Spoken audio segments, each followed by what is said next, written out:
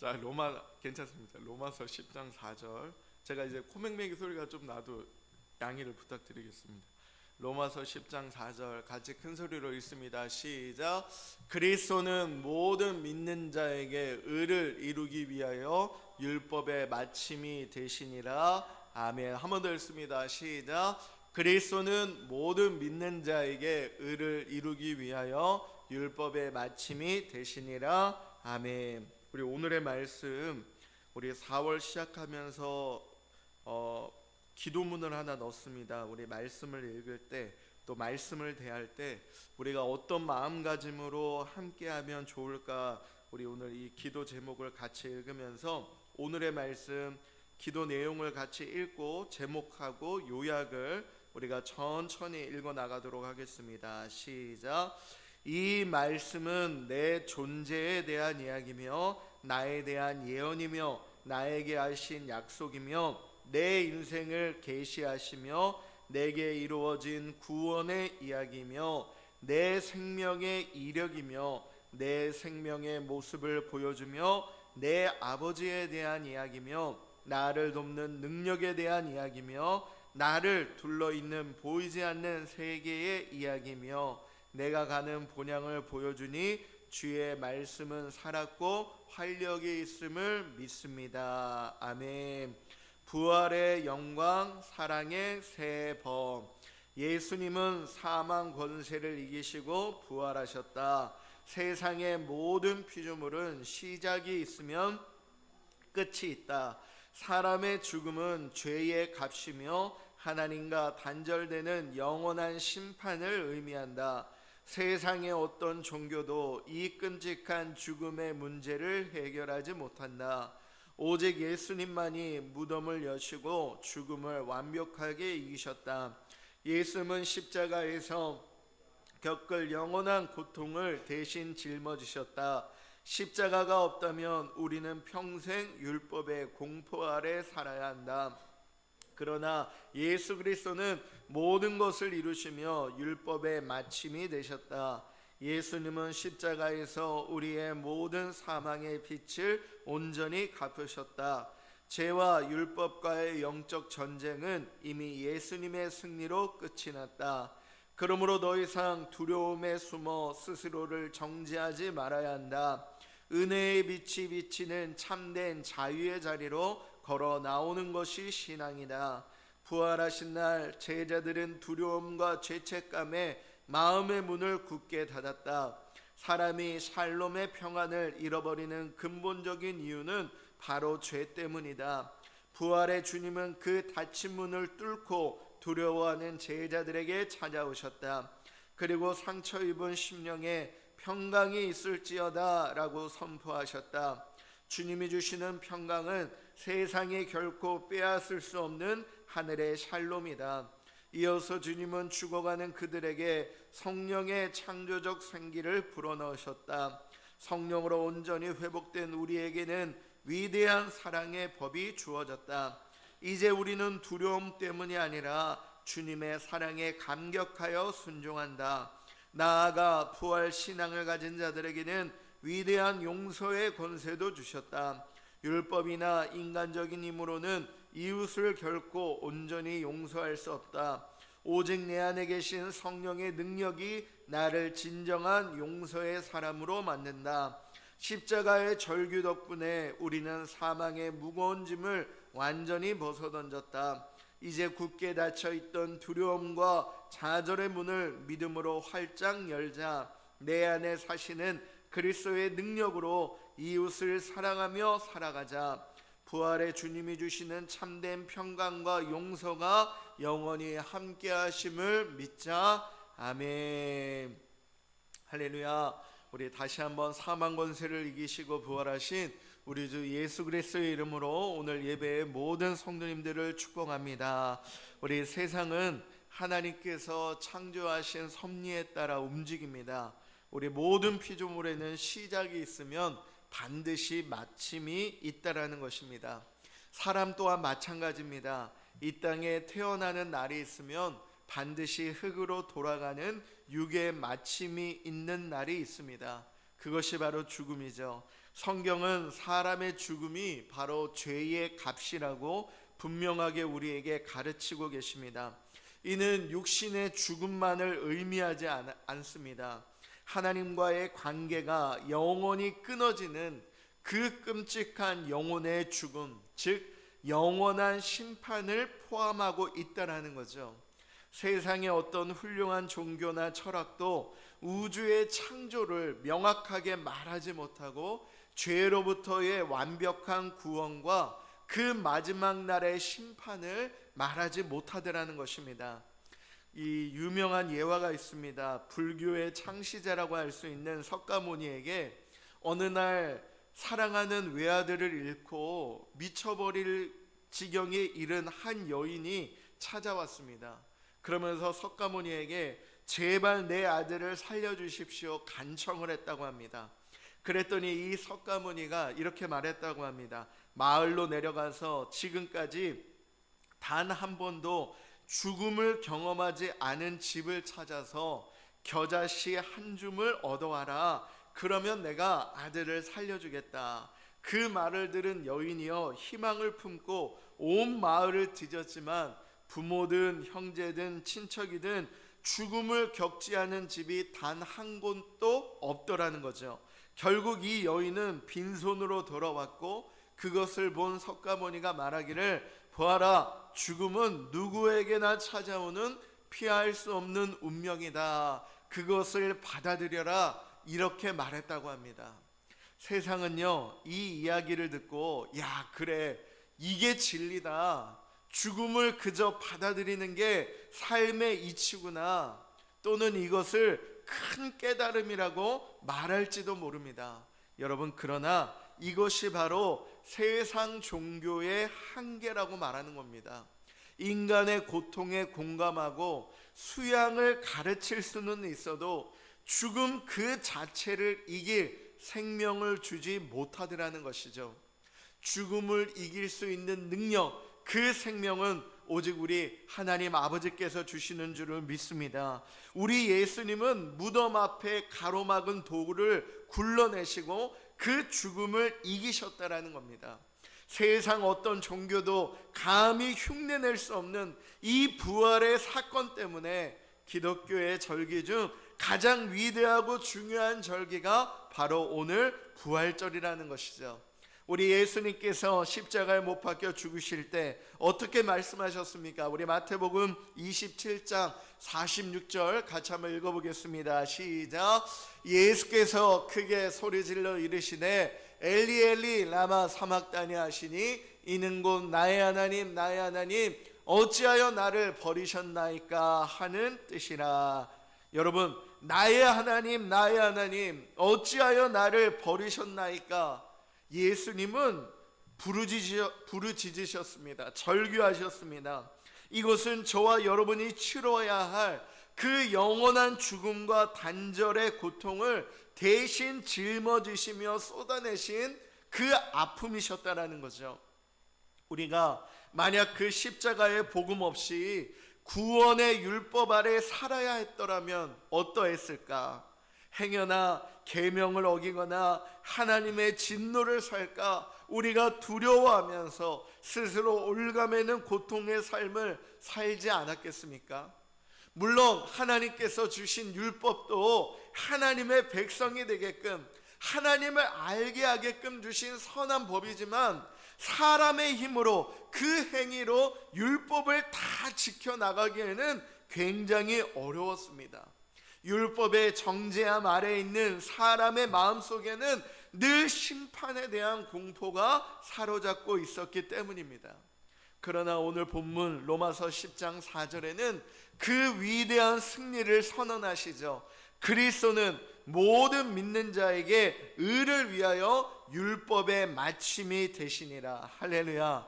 율법의 마침이 되셨다는 겁니다. 여기에서 마침이라는 것은 완성이며 목표의 달성을 뜻합니다. 다시 말하면 목표로서의 그리스도는 누구신가? 율법을 가리키고 있던 그 궁극적인 목적지이자 방향이 바로 예수 그리스도라는 뜻입니다. 율법은 결국 핵심은 이겁니다. 다시 오실 예수 그리스도, 그리고 그 부활의 예수 그리스도를 우리에게 알게 하신다는 거죠. 구약의 제사나 율법의 그림자는 그 실체이신 예수님이 오심으로써 목표가 달성되었다는 겁니다. 완성으로서의 그리스도, 인간은 자신의 힘으로는 율법을 100% 다 온전히 지킬 수 없습니다. 하지만 우리 예수님께서 십자가에 죽으시고 부활하심으로 말미암아 그 율법의 모든 요구를 완벽하게 충족하시고 완성시키셨다는 겁니다. 마지막으로 종결로서의 그리스도, 따라서 구원을 얻기 위해 인간이 스스로 율법을 지켜야만 하는 행위의 언약의 시대에서 이제는 그리스도를 통해 끝이 났음을 의미하고 있습니다. 그러므로 이 시대가 무슨 시대입니까? 은혜의 시대예요. 은혜의 시대. 우리는 예수 그리스도를 믿음으로 말미암아 저와 여러분이 구원을 얻었다라는 것입니다. 1945년 제2차 세계대전이 끝날 무렵에 그 전쟁이 다 끝났어요. 일본의 이 핵이 투하되면서 항복을 선포하고 전쟁이 다 끝나서 수습을 하는데, 필리핀 섬의 깊은 밀림에서 전쟁이 끝난 줄을 모르고 무려 29년 동안이나 숨어 지낸 일본군 장교가 실제 있었다고 합니다. 전쟁은 끝났는데 자기가 그 전쟁이 끝난 줄을 모르니까 필리핀 섬의 깊은 밀림 가운데 29년 동안 살았다는 거예요. 하늘에서는 전쟁이 끝났으니 다 투항하고 나와라, 그 전단지를 수없이 뿌렸지만 이 일본군 장교는요, 그것이 적의 함정이라고 생각했답니다.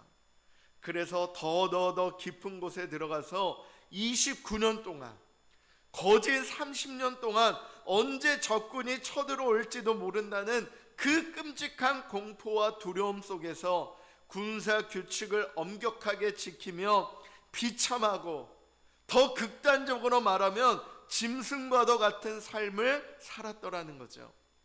이미 세상에는 평화가 찾아왔지만, 전쟁은 끝났지만, 그럼에도 그는 자기 스스로 그런 인생을 살아가기를 선택했다라는 겁니다. 사랑하는 성도 여러분, 실제 있었던 이 이야기가요, 일본군 장교의 안타깝고 어쩌면 한심한 이야기로 끝나지 않습니다. 다시 말하면 오늘 나는 혹 이와 같은 삶을 살고 있지는 않은가 생각해 볼 필요가 있다라는 것입니다. 내 육의 상태이든 영적인 상태이든 마찬가지입니다. 우리 예수님께서는 십자가에서 모든 것을 다 이루셨다 선언하셨습니다. 할렐루야. 부활하심으로 말미암아 죄와 율법과의 전쟁에서 완전히 승리하셨다는 거죠. 이것이 바로 율법의 마침을 선언하신 것입니다. 그런데 여전히 두려움의 그 밀림 속에 숨어서 율법의 정죄 아래 떨고 있지는 않은지, 혹은 여전히 내 안에 있는 걱정과 근심, 육적인 육신의 어려움을 가지고 자기 생각에 빠져 있지는 않은가, 우리는 돌이켜봐야 한다라는 것이죠. 전쟁은 끝났습니다. 부활하신 주님이 사망의 빛을 다 갚으셨다는 거죠. 이제는 밀림에서 나와 은혜의 빛 가운데로 걸어가 나오는 은혜의 귀한 역사가 이 시간 함께 하시기를 축복합니다. 여러분, 우리는 숨어 있을 필요가 없다라는 거예요. 예수님께서 끝났다, 율법의 마침을 선포하시고 그 부활의 사건으로 말미암아 우리가 가진 모든 빛을 다 탕감하여 주신 것입니다. 이제 우리가 그 기쁨을 가지고 주님 앞에 나아갈 때, 세상에 당당히 걸어 나아갈 때, 세상에 어떤 어려움이 우리 앞에 마주한다 할지라도 우리가 믿음의 승리를 가지고 주님께 나아갈 때 하나님은 우리에게 참 기쁨과 소망을 더하여 주신다라는 것입니다. 부활하신 그 저녁, 요한복음 20장을 보면 제자들은 두려워하여서 문들을 꼭꼭 닫고 숨어 있었습니다. 여기에서 말하는 닫힌 문은 단순히 건물에 들어가기 위한 문만을 의미하고 있지 않습니다. 죽음에 대한 공포, 실패에 대한 좌절, 예수님의 배신했다라는 그 죄책감 때문에 닫혀버린 그들의 마음의 문이었습니다. 잠언 4장 23절 우리가 같이 말씀을 함께 나눈 적이 있습니다. 한번 읽어보죠. 시작. 모든 지킬 만한 것 중에 더욱 내 마음을 지키라. 생명의 근원이 이에서 남이니라. 아멘. 마음의 문을 닫은 제자들에게는 경직된 모습이 있었습니다. 그들은 두려워했습니다. 좌절했습니다. 마음의 어려움이 있었습니다. 마음의 문을 닫히니까, 마음의 문이 닫혀 있으니까 아무것도 할 수 없었습니다. 그래서 성경이 말씀하시는 것은 사람이 평안을 잃어버리는 이유가 무엇이냐? 성경은 분명하게 그것이 죄 때문이라는 거예요. 죄 때문에. 두려움에 사로잡힌 그들 한가운데 우리 예수님이 친히 찾아오신 거예요. 부활하신 주님께서 그 닫힌 문을 뚫고 들어오신 것입니다. 할렐루야.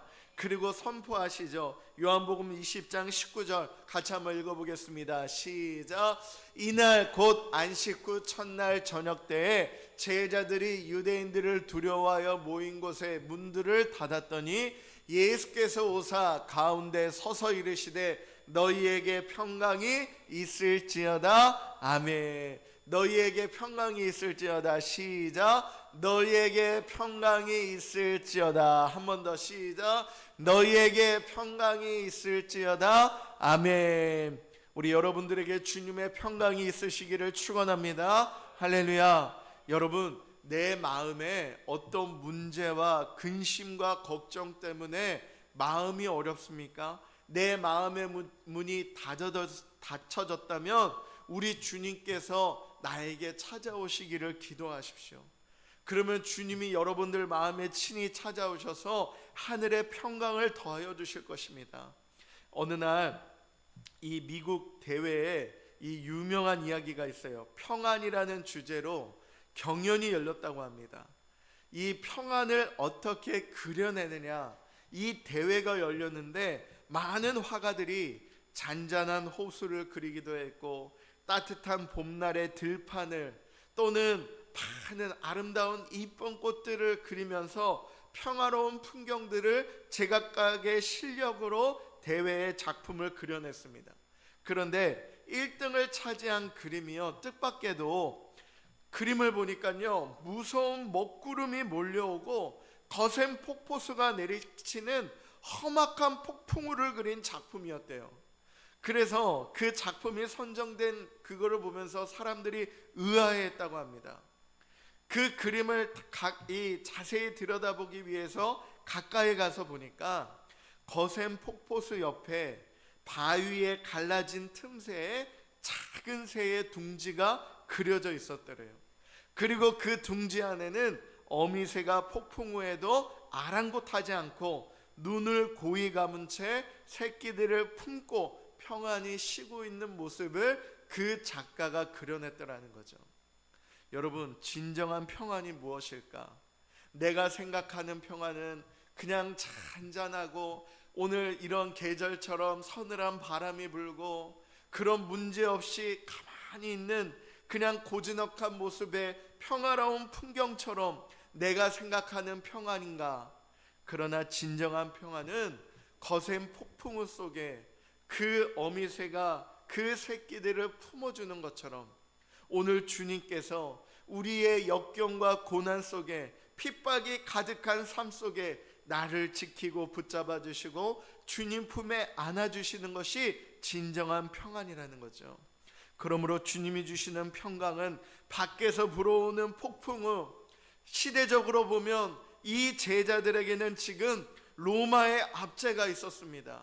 예수님을 따랐다는 이유만으로 같은 동족인 유대인들의 핍박이 있었습니다. 그 고난을 당장 없애버리는 것이 주님의 평강이 아니었다는 거예요. 굳게 닫힌 제자들의 내면 깊은 곳에 죄와 두려움으로 상처 입은 그 심령에 세상이 빼앗을 수 없는 하늘의 샬롬을 불어넣어 주셨다는 것입니다. 하늘의 샬롬, 그리고 말씀하시기를 숨을 내쉬며 가라사대 성령을 받으라. 자, 우리 그 다음 구절 한번 읽어보겠습니다. 요한복음 20장 22절 시작. 이 말씀을 하시고 그들을 향하사 숨을 내쉬며 이르시되 성령을 받으라.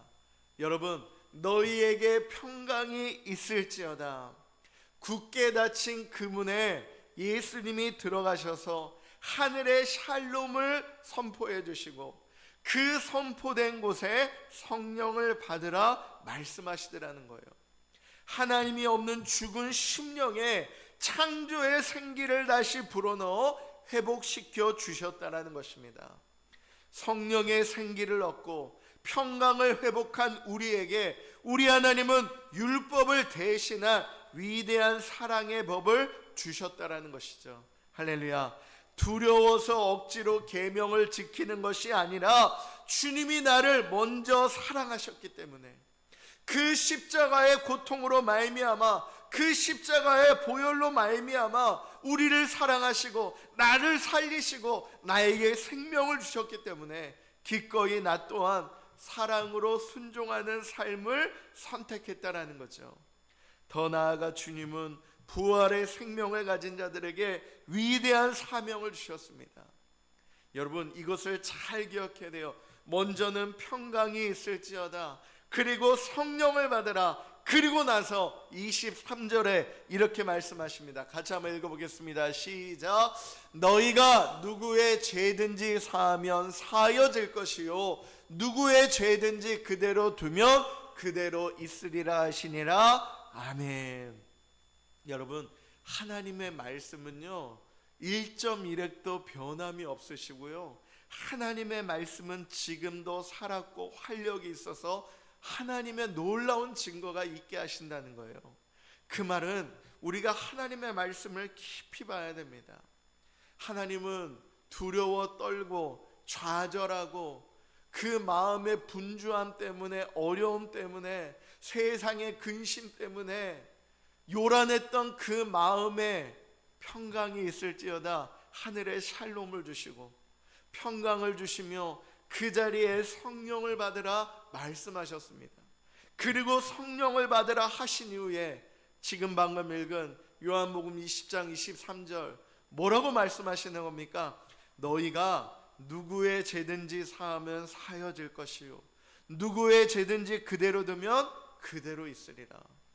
이게 바로 우리에게 주시는 사명이라는 거예요.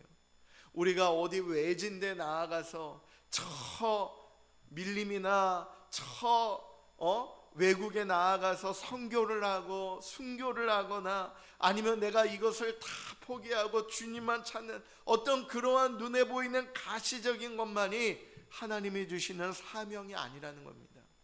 하나님이 주시는 사명은 용서의 사명인 줄로 믿습니다.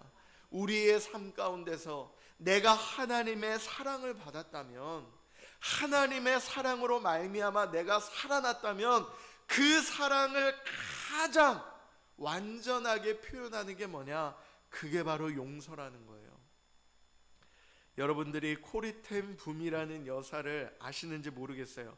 코리텐 붐이라는 여사의 그 신앙 일대기가 굉장히 많은 번역이 돼가지고 우리 한국 교회에 많은 영향력을 끼쳤을 때가 있습니다. 일본 장교 이야기를 해드렸던 것처럼 이 코리텐 붐 여사도 2차 세계대전 때 그가 유대인은 아니었지만 유대인을 숨겨주었다는 이유만으로 독일의 끔찍한 수용소에 갇힌 적이 있었습니다. 그때 이 코리텐 붐 여사, 이 코리텐 붐 여사의 이야기가 자서전으로 나왔는데요, 그녀는 그 지옥 같은 곳에서 사랑하는 언니를 잃어버렸어요. 그런데 기적적으로 이 여사는 그곳에서 살아남았습니다. 그리고 자기가 받은 은혜와 그 신앙을 가지고 전 세계를 돌며 하나님의 용서와 사랑을 전했다고 해요. 어느 날 독일에 이 집회를 이루고 마쳤을 때 한 남자가 이 여사에게 찾아왔다고 합니다. 놀랍게도 그는 수용소에서 언니와 자신을 가장 악랄하게 고문했던 나치의 간수였다 그래요. 근데 그가 이 여사의 손을 내밀면서 말했다는 거예요. 당신의 메시지에 내가 많은 은혜를 받았습니다. 큰 감명을 받았습니다. 예수님이 내 죄를 용서하셨다는 사실을 저도 믿어도 되겠습니까? 제가 그것을 믿을 수 있겠습니까? 여사님, 저를 기억하십니까? 저를 용서해 주실 수 있으십니까?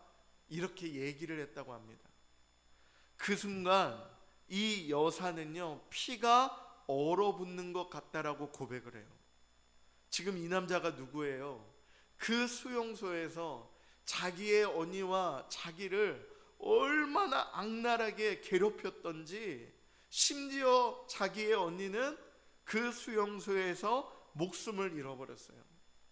그런 화와 그런 원망과 그런 분노가 가득한데, 그 당사자가 지금 자기를 붙잡고 나를 용서해달라고 부탁을 하더라는 거죠. 이 여사가요, 그때는 도저히 손을 내밀 수 없었다고 합니다. 마음속에는요, 율법의 정죄와 증오가 치밀어 올랐다고 고백을 해요. 그리고 그녀는 속으로 부르짖었습니다. 예수님, 저는 지금 너무나 화가 납니다. 저는 지금 너무나 분노가 치밀어 오릅니다. 내 앞에 내 언니의 원수가 있습니다. 저는 저 사람을 도저히 용서할 수 없습니다. 그런데 주님께서 저에게 하나님의 용서를 주시옵소서. 예수님이 십자가에 피 흘려 죽으시고 나를 살리셨던 것처럼 나도 저를 용서할 수 있도록 주님의 용서가 있게 하여 주시옵소서. 그가 속으로 기도했다 그래요. 이 여사가 억지로 무거운 팔을 들어서 그 간수의 손을 잡는 순간 놀라운 일이 벌어졌다고 합니다. 이 어깨에서부터 팔을 타고요, 마치 뜨거운 전류가 흘러가듯 성령님이 일하심을 느꼈다 그래요. 그러면서 남자에게도 무언가가 전해지는 것을 그녀가 느꼈습니다. 그러면서 자연스럽게 그녀의 입에서 진심 어린 고백이 터져 나왔다는 거예요. 형제님, 당신을 내 온 마음을 다해 용서합니다. 이 여사가 그 용서의 고백을 했을 때에 그 자리에 있던 지난 간수였죠. 그 형제도, 이 여사도, 또 그 모습을 지켜보던 많은 영혼들도 그 가운데 하나님의 놀라운 은혜를 체험했다는 거죠.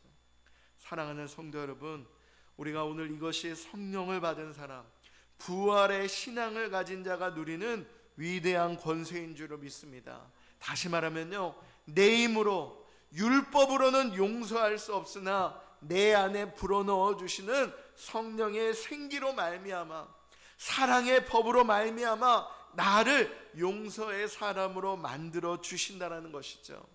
성령의 충만함으로 사랑의 법을 따라 살아가는 저와 여러분이 되시기를 축원합니다.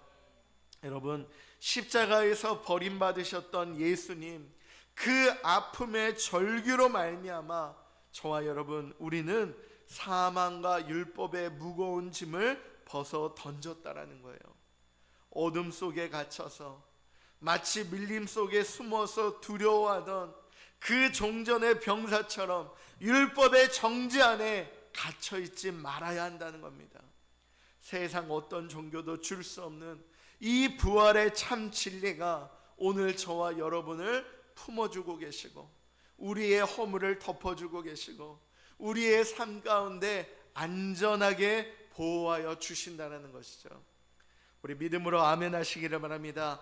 닫혀있던 두려움의 문을 활짝 여시기를 축복합니다. 아멘. 부활하신 주님이 찾아오셔서 평강이 있을지어다 우리를 날마다 위로하여 주십니다. 성령의 생기를 불어넣어 주십니다. 이제는 두려움이 아니라 사랑의 법으로 살아가시기를 축복합니다. 아멘. 내 힘으로는 안 되지만 내 안에 사시는 그리스도의 능력으로 말미암아 우리는 분명 이웃을 사랑하고 용서하고 살아갈 수 있다는 거예요. 나 자신 외에는 다 이웃입니다. 내 가족도 이웃입니다. 아무리 절친한 사이라도 나와는 떨어져 있어요. 그 이웃을 우리가 어떻게 가까이 할 수 있는가? 사랑의 법으로 말미암아, 주님이 나에게 주시는 사랑으로 말미암아 우리 또한 이웃을 사랑하고 용서하며 살아갈 수 있다는 거죠. 오늘 정말 귀하고 복된 부활절입니다. 우리 그리스도인들에게는 이 부활이 있기 때문에 우리가 예수님을 믿을 수 있는 거죠. 주님 주시는 참된 평강과 또 용서의 능력이 여러분의 심령과 가정 또 우리 교회 위에 영원토록 함께 하시기를 살아계신 예수 그리스도의 이름으로 간절히 축원합니다. 할렐루야. 우리 이 시간 함께 기도하겠습니다. 하나님, 오늘 우리에게 주신 그 부활의 참 기쁨, 그 소망, 사랑의 새 법을 가지고 내가 살아가기를 원합니다. 하나님 함께하여 주시고 인도하여 달라고 우리 말씀을 붙들고